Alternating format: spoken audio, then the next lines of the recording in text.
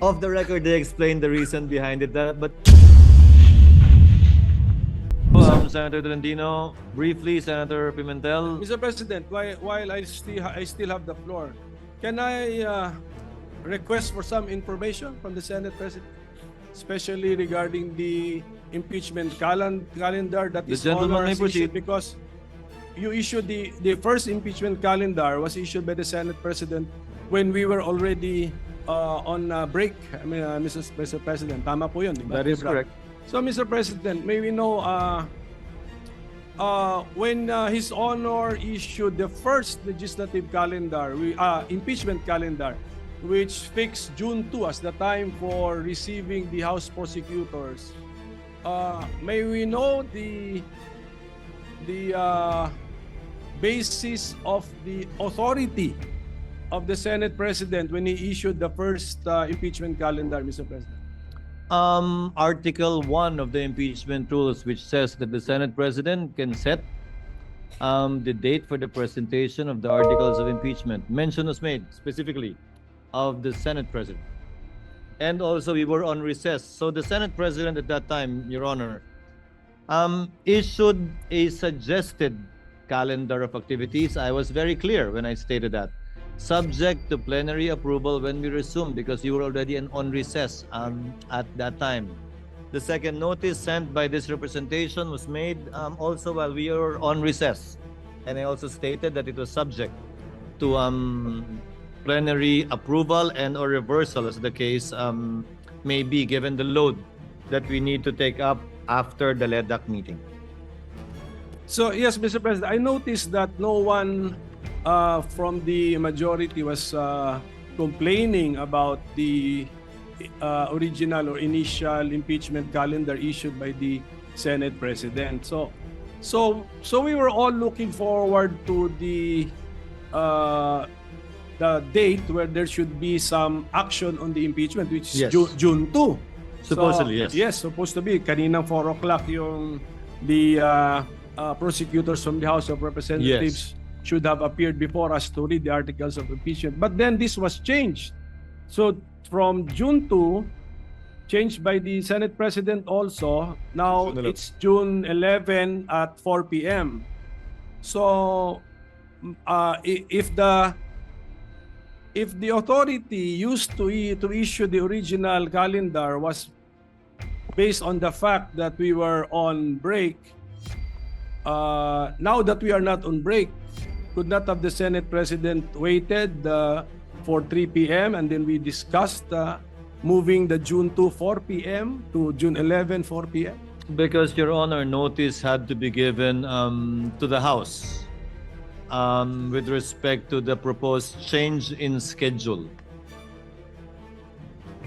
And we could not decide on moving it after the House members are already here in the Senate.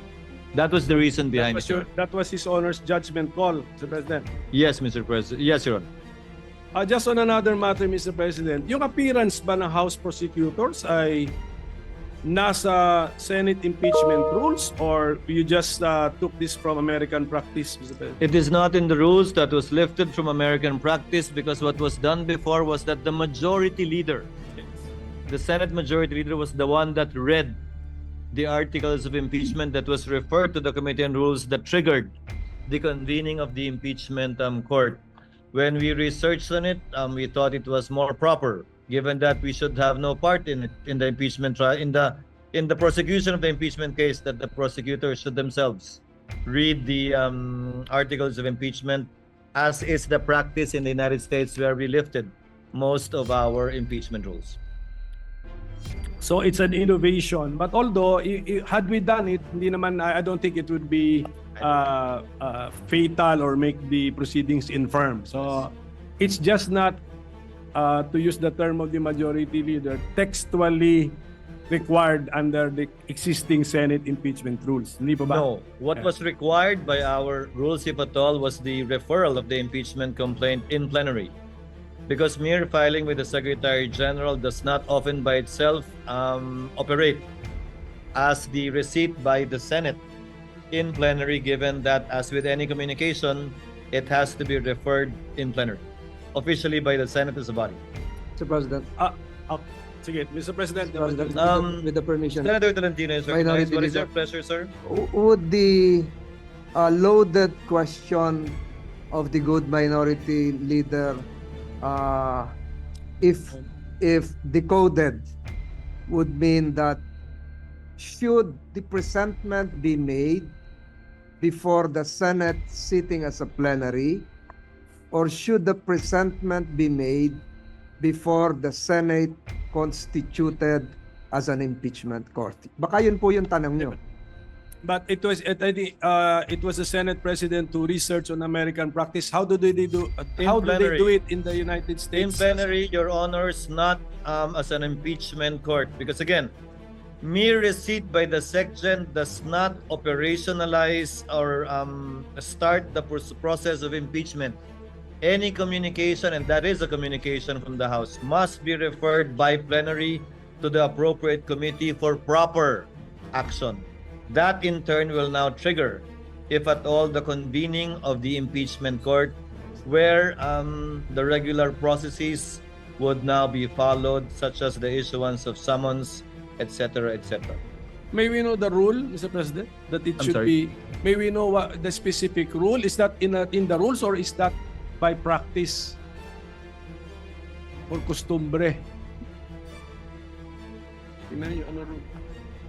Under Rule 3, Paragraph 2, upon presentation of the articles to the Senate shall specify the date and time for the consideration of the articles. Yes, but So the articles need to be presented to the Senate. yes, but so your honor is reading our Senate impeachment rules. Yes. Correct. So when we use the Senate in the Senate impeachment rules, we're talking about, we could be talking about the Senate as the impeachment court. Because We it's the have- Senate. And by virtue of the procedure in Articles 1 to 3, we have not yet convened the court, Your Honor. For example, succeeding rules in our impeachment rules, 4 onwards, would pertain to the Senate already as an impeachment court, because that is already the trial proper, beginning with the issuance of summons. Mr. President, the second sentence already contradicts his honor, because it says, second sentence of that second paragraph of Rule 3, unless the Senate provides otherwise, it shall continue in session from day to day. Session na yan as court. Kasi until final judgment eh. Yun na yun eh.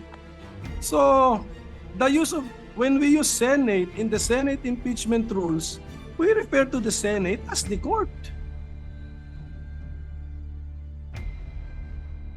Mr. President, According to the Secretariat, Your Honor, the dividing line is when we take our oath as senator judges and convene as such.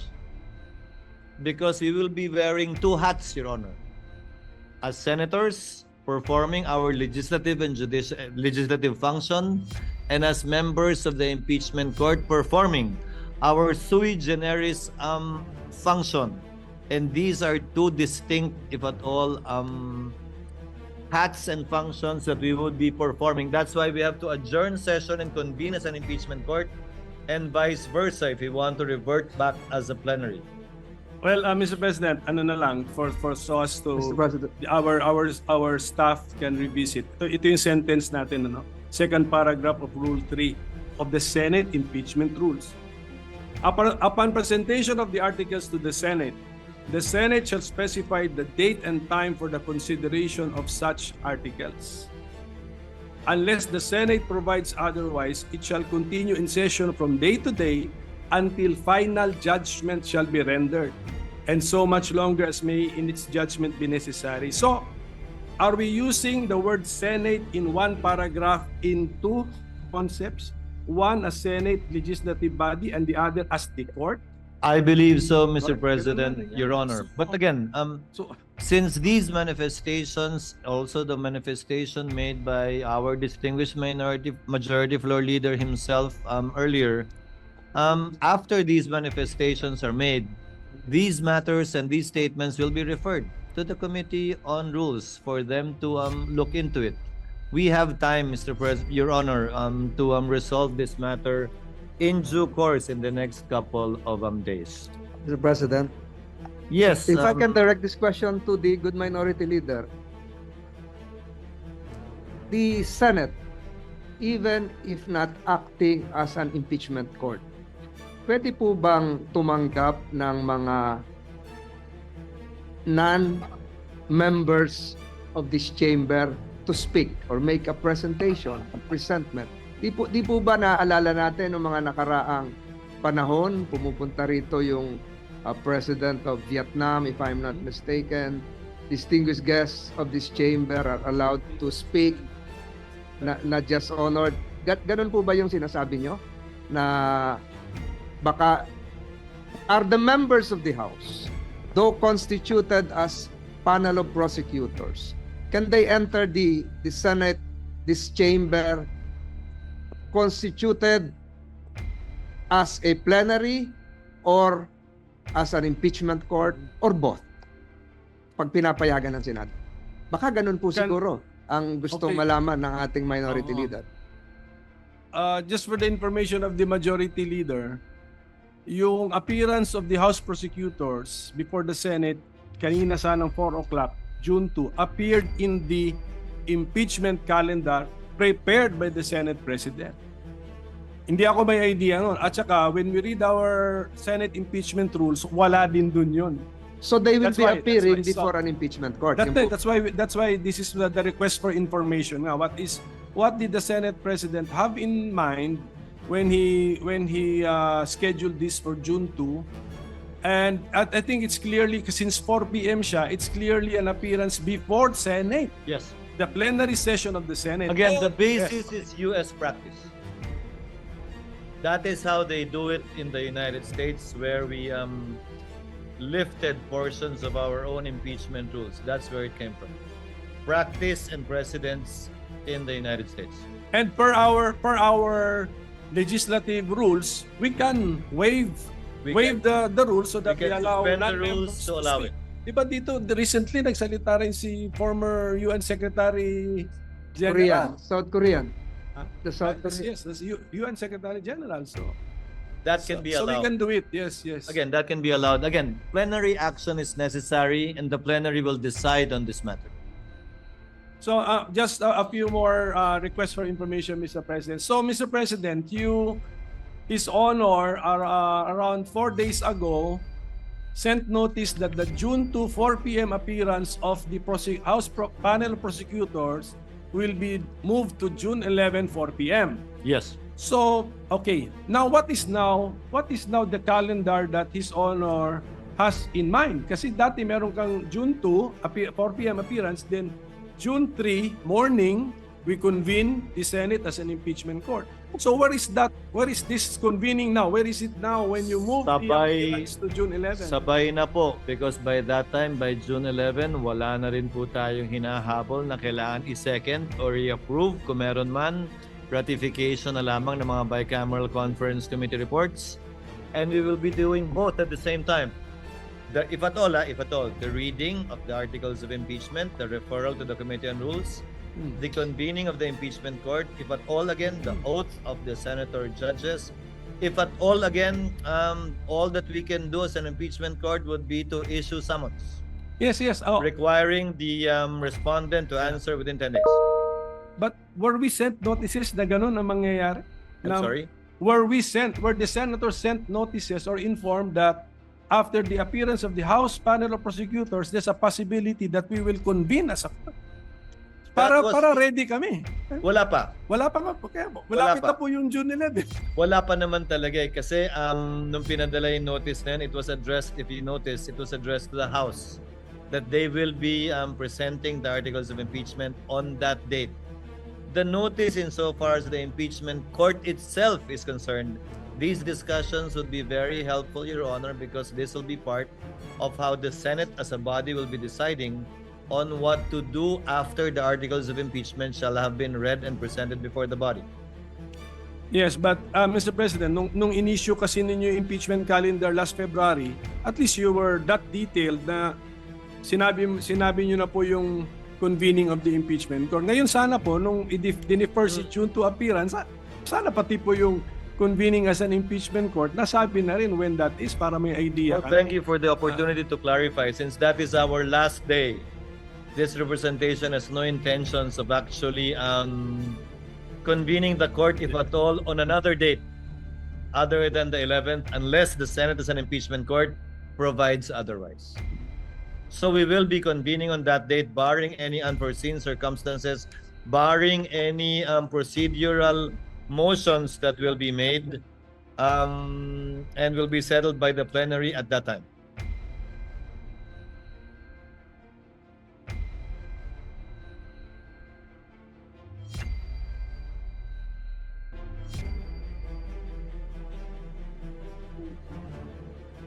Well, Mr. President, it was just, ito lang for the consumption of our staff and secretariat. It was just pointed out to me that the rule that we mentioned earlier, second paragraph of Rule 3, yung first paragraph pala, it provides that nakapag-oath na. Nakapag-oath na ang member. So if that is now the dividing line, we have crossed the line. So, Senate na po ito as a court. So tingnan na lang po muli, Mr. President. Mr. President, Your Honor, the first paragraph refers to consideration of the articles of impeachment. The second paragraph, we were not part of the Senate that wrote these rules. The first paragraph, it mentions the word consideration. The second paragraph mentions the word presentation.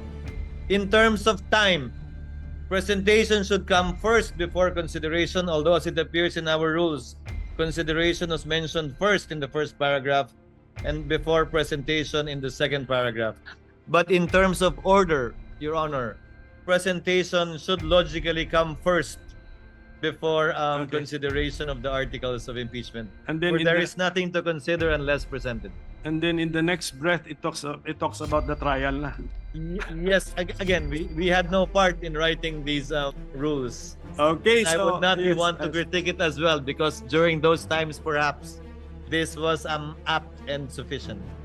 So Mr. President, maybe now, kasi ang media nagtatatanong sa akin, na pinapa-speculate pa ako na, just for the record, what is now the reason that His Honor has taken the initiative to reset the June 2, 2025 4 p.m. appearance of the panel of prosecutors before the Senate plenary to June 11, 4 p.m.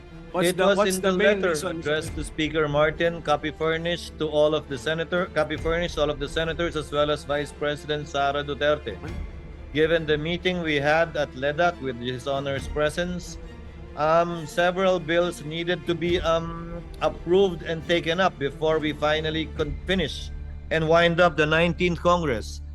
Meaning to say, some bills need to be approved on second reading within the week today, so that we can do third reading next week. Some bills have to be approved on third reading today and within this week, so that bicameral conference committees can finalize and iron out the disagreeing provisions between the Senate and House versions, so that we would still have time next week to either ratify these bicameral conference committee reports or still do third reading in compliance with the constitutional requirement of 3 readings on 3 separate days, at least 3 days after it's approved on second reading.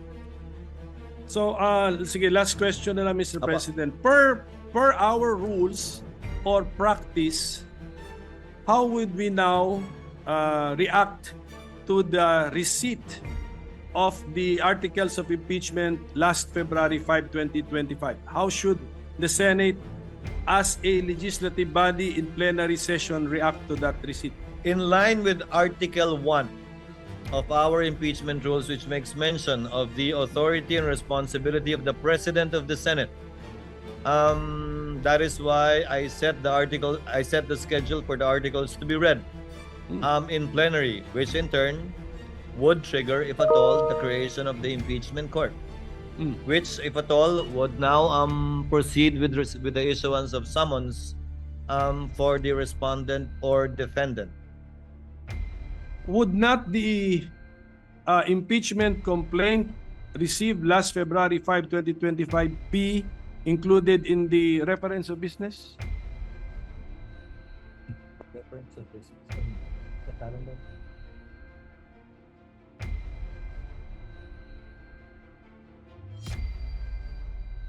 Ano ito? Ito ba yung first? It will be included in the reference of business, yes. Supposedly today, kung natuloy tayo today, but on June 11, so that it can be included in the agenda for that particular day. That's my point, Mr. President. Kung i-reference of business, why are we not doing it today? Anong damage kung gawin natin today? Pwede rin naman. Hindi pa tayo Yes. nagbabasa ng reference Yes, of yun business. na nga. Pero wala, no? Are we doing it today? Kasi February 5 pa yun. That's why I'm mentioning the date that it was received, February 5. So, can we include it in the reference of business today? Kasi parang mas normal eh. Mas normal yun eh. Kung We will look into it, Your Honor. I tend to agree with this Honor's position. We will take it up with the Secretary. It's just normal, Mr. Yes, President. yes. Last February 5, we're reporting out today. Okay?